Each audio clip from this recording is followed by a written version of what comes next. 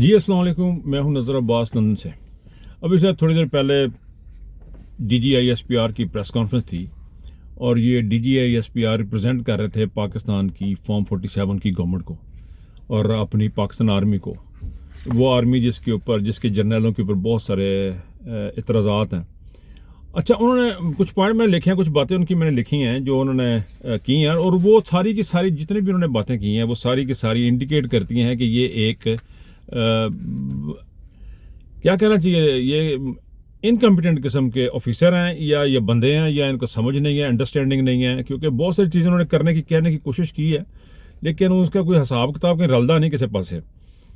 अच्छा, उन्होंने एक सवाल के जवाब में कहा कि पाकिस्तान के ना एहसास महरूमी की जो बात उन्होंने की कि जी पाकिस्तान में के बलूचिस्तान में एहसास महरूमी है और उस किस्म की बात है, और उसका भी जवाब उनके पास नहीं था। फ़ौज को सियासी इस्तेमाल से महफूज रखा जाएगा। आपके सामने फ़ौज जो कुछ कर रही है वो कहाँ महफूज है कहाँ नहीं महफूज है, ये सारा कुछ आपके सामने है। फैज़ हमीद को उन्होंने कहा जी कि बिला तफरीक उनको फ़ौज का जो है वो कार्रवाई कर रही है। अब फैज़ हमीद को बिला तफरीक कार्रवाई कर रही है तो सोचने वाली बात यह है कि जो खुद एहतसाबी का सिस्टम है, ऑटो सिस्टम है जो इंसाफ का पाक फ़ौज का, वो अजीबोगरीब किस्म का ऑटो सिस्टम है जो सिर्फ फैज़ हमीद को तो पकड़ रहा है लेकिन वो बाजवा साहब को नहीं पकड़ रहा, वो आसम मुनीर को नहीं पूछ रहा, वो नदीम अंजम को नहीं पूछ रहा कि तुम लोगों को बंदे कैसे उठवाते हो और तुम्हें ये डाले कैसे भेजे जाते हैं, बच्चों का गवाह कैसे होता है। तो ओवरऑल जो है वो ओवरऑल ये था, ये एक बड़ी ही फजूल किस्म की प्रेस कॉन्फ्रेंस थी जिसमें उन्होंने अपने आप को ये बताने की कोशिश की है कि वो बड़े कोई ज़बरदस्त किस्म के लोग हैं और बड़ा कोई ज़बरदस्त किस्म का काम कर रहे हैं। फिर उन्होंने कहा जी हम इस अदारे को सियासी मकासद के लिए इस्तेमाल नहीं होने दिएंगे, आपके सामने है। फिर वो फरमा रहे हैं जी कि अवामी एतमाद जो है वो पाक फ़ौज का बेहतरीन सरमाया आपके सामने है कि फ़ौज उनके मतलब क्या सोच रही है।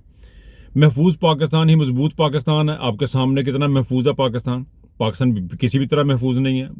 बंदे मरन डे रोज़ाना की बुनियाद पे, भूख से लोग मर रहे हैं। तो ये आपके सामने चीज़ें हैं। उन्होंने मुझे तो उनकी बिल्कुल समझ नहीं। गजाला नूरीन ने उनसे सवाल किया कि इतने आप ऑपरेशन आप कर रहे हैं यहाँ पे और उसका नतीजा कुछ नहीं निकल रहा, अब उसका भी जवाब उनके पास कोई नहीं। उसका उन्होंने जवाब बड़ा एक अजीब तरीके से दिया। उन्होंने कहा जी कि ये डिपेंड करती है, हम एक चेक करते हैं clear, hold, build and transfer. उनके मुताबिक क्लियर एंड होल्ड जो है वो फौज ने करना था और बिल्ड एंड ट्रांसफ़र जो है वो लोकल गवर्नमेंट ने करना था। अब ये जो पॉइंट है इस पे मैंने बड़ी कोशिश की वैसे कि मैं समझने की कोशिश करूं कि इनके माइंडसेट किस्म के, ज़ाहिर है DGISPR है, इनके कोर कमांडर कॉन्फ्रेंस वगैरह में सारे में जाके बैठते होंगे, तो इनकी ब्रेन का इनकी सोच का मैं समझना चाह रहा था कि ये इनके अंदर क्या है। अब ये जिन्होंने clear hold, build and transfer की बात की है, क्लियर होल्ड एंड बिल्ड, उन्होंने क्लियर एंड होल्ड को उन्होंने कहा जी कि इलाका क्लियर करना, फिर उनको होल्ड करना टेम्परेली, फिर उन्होंने उसको ट्रांसफ़र करना अपना सिविल गवर्नमेंट को, और उसके बाद सिविल गवर्नमेंट ने वहाँ पे आके बिल्डअप करना, वहाँ पे इकोनॉमिक जो है एक्टिविटीज़ वो स्टार्ट करनी है, मुल्क की तरक्की के लिए काम करना है, लोकल बॉडीज़ ने आके काम करना है। अब मुझे ये चीज़ समझ नहीं आती कि ये किस किस्म का इनके जर्नैल हैं, ये इनकी जो कोर कमांडरों की जो मीटिंग होती है उसमें ये क्या सोच रहे होते हैं। इनको क्यों ये लग रहा है कि क्लियर होल्ड करने के बाद जो बाकी जो काम है वो तो सिविल गवर्नमेंट का है। अब खुद कह रहा है DGISP साहब, खुद फरमा रहे हैं कि ये सिविल गवर्नमेंट का काम। अब सिविल गवर्नमेंट क्या कर रही है? सिविल गवर्नमेंट आप इलेक्शन चोरी कर रही है, सॉरी फौज क्या कर रही है, सिविल गवर्नमेंट के इलेक्शन चोरी कर रही है। बल्दियाती इलेक्शन आप होने नहीं दे रहे, पाकिस्तान में 2 असेंबली में अपने इलेक्शन होने नहीं दिए। यानी आप इतना इंटरफियर्स करके आप किस तरह ब्लेम कर सकते हैं कि जी सिविल गवर्नमेंट ने कुछ नहीं किया और हम बड़े दिनों से हम अपने आप को साफ निकालने की कोशिश कर रहे हैं। देखिए, बल्दियाती जब भी किसी जगह पे ऑपरेशन होगा वहाँ पे जगह क्लियर कराई जाएगी, वहाँ पे जो शरपसंद अनासर हैं या टेररिस्ट हैं उनको वहाँ से निकाला जाएगा, उसके बाद उस जगह को सिक्योर करके सिविल गवर्नमेंट के हवाले किया जाएगा। ये उनका कहने का मतलब है। अब सिविल गवर्नमेंट जो है वो सिविल गवर्नमेंट कहाँ से आती है? सिविल गवर्नमेंट आती है लोगों के वोटों से। जब लोग अपने वोट डालते हैं, उनके मर्जी के मुताबिक एक गवर्नमेंट आती है तो फिर वो आके संभालती है, उसको लेकर चलती है। स्वात हमारे सामने बहुत बड़ी मिसाल है। स्वात में ऑपरेशन किया गया, स्वात में बिल्कुल अमन सुकून हो गया था और स्वात के लोगों ने उसको संभाला, और फिर मुराद सईद रोता रह गया बेचारा, अभी तक गायब है। सिर्फ ये बताता हुआ कि दोबारा से शर पसंद लाए जा रहे हैं, दोबारा से बंदे लाए जाए। देखें, आप ये काम नहीं कर सकते।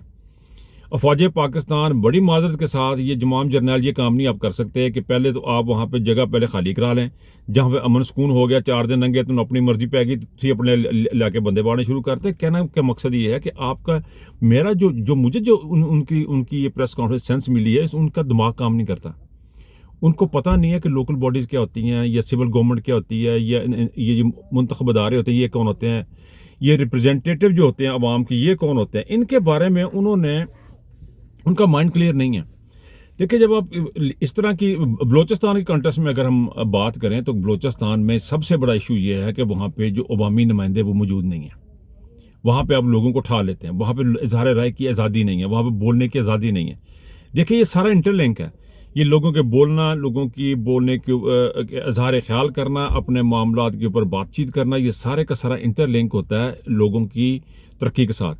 जब लोग घुटन का शिकार होंगे, जब लोग जबर का शिकार होंगे, वहाँ पे तरक्की नहीं हो सकेगी, वहाँ पे मामला जो है ना वो ख़राब होंगे। तो अच्छा फरमाते हैं कि डेडलॉक लगा हुआ फ़ौज के ख़िलाफ़ बातें होती है, क्योंकि फ़ौज जब लंबा अरसा किसी जगह पर रहती है तो उसके ख़िलाफ़ जो है ना वो नफरत फैलती है। अब उस बंदे को फिर ये नहीं पता, यानी टोटली किसी बात को भी आप ले लें, इस बात को इस बंदे को ये नहीं पता फ़ौज अगर लंबे अरसे तक ले, लोगों को कुछ नहीं तकलीफ़ है। लोगों को उस वक्त तकलीफ़ है जब आप उनके घरों में दाखिल हो जाएं, जब आप उनके घरों में दाखिल हो जाएं और आप आके लोगों की बेटियों को उठाना शुरू कर दें, लोगों की कुकड़ियाँ चुक के अपने लंच पकाओ, अपने पुलाव पकाओ, तो फिर लोगों की नफरत ही होनी है।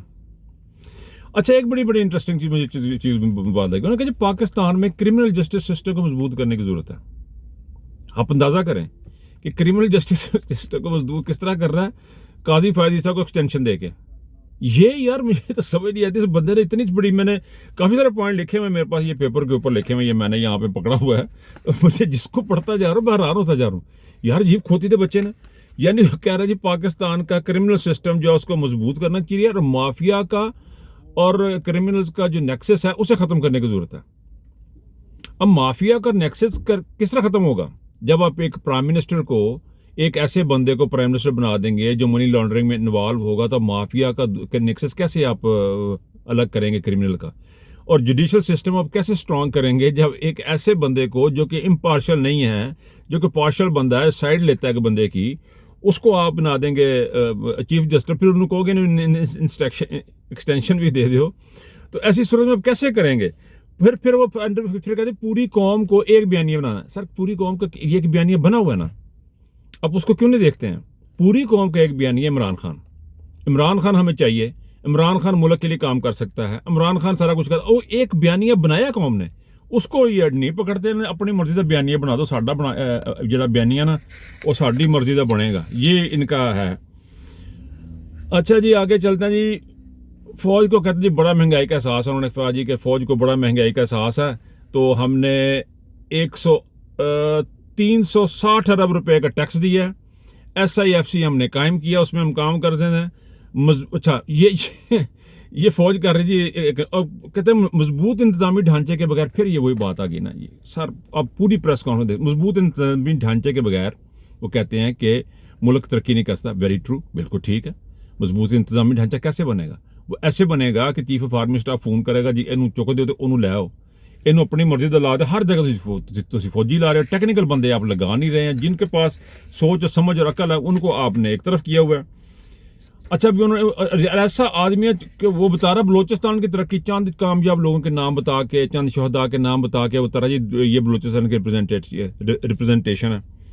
यानी मैं तो सारी, आप यकीन करें कि ये मैंने इतने सारे पॉइंट लिखे हुए थे, मुझे तो जो ना उनकी समझ ही बाहर होगी। फिर फरमा रहे थे जी कि 750 अरब हमने वफाक ने बलोचिस्तान को दिए हैं, तो ये एहसास महरूमी कैसे बात करते हैं? और यार 750 अरब बलोचिस्तान को देते, बलोचिस्तान लोगों को तो नहीं देते, यानी लोग तो भूखे मर रहे हैं, लोगों के पास तो स्कूलियत फिर कोई नहीं है। 17 वजीर बलोचिस्तान के हैं, 750 अरब हमने उनको दे दिए हैं, फिर ये एहसास महरूमी की बातें कैसे करते हैं? सर ओवरऑल इसको जितनी भी मैं इसके ऊपर बात करूं वो कम है। बेशुमार वीलॉग आप सुन लेंगे, सारे आपको बता देंगे ये नहायती घामड़ किस्म के लोग हैं, ज़हनी तौर पे मफलूज किस्म के लोग हैं, कोई सिर है ना पैर है। और आखिर में वो इमरान खान की उन्होंने बात की कि जी उनके उसके बारे में कि जी उनको जो मिलिट्री कोड में ले जाने की कोई बात थी, तो उस पर उन्होंने कहा जी कि हर बंदे को जो भी हो मिलिट्री एक्ट के अंडर आएगा उसको सजा देंगे। मिलिट्री एक्ट जो है ना, एक बात बड़ी क्लियर करना है, मिलिट्री एक्ट सिर्फ मिलिट्री के लोगों के लिए है, सिविलियन के लिए नहीं है आपका मिलिट्री एक्ट।